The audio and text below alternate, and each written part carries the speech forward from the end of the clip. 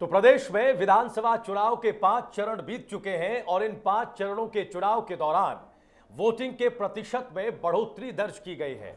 2005 में हुए पिछले विधानसभा चुनाव से अगर हम तुलना करें तो 2005 में पहले चरण के चुनाव में कुल 48.21% वोटिंग हुई थी, लेकिन इस बार पहले चरण के चुनाव में ही 54.31% वोटिंग हुई है। दूसरे चरण में पिछले विधानसभा चुनाव में 46.97% मतदान हुआ था, जबकि इस बार 52.55% वोटिंग हुई। इसी तरह तीसरे चरण की बात करें तो पिछली बार यानी 2005 में तीसरे चरण में 47.39% वोटिंग हुई, लेकिन इस बार वोटिंग का प्रतिशत बढ़कर 53.65 हो गया। चौथे चरण में भी मतदान का प्रतिशत बढ़ा। 2005 में 43.74% के मुकाबले इस बार यानी 2010 में 50.90 यानी तकरीबन 51% वोटिंग हुई।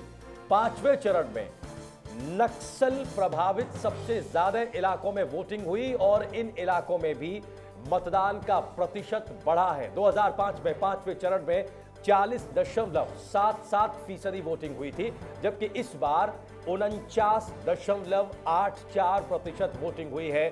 तकरीबन 50% वोटिंग हम कह सकते हैं। यानी 2005 के मुकाबले 2010 में जो वोटिंग प्रतिशत है वो बढ़ा है। ये किस वजह से बढ़ा है?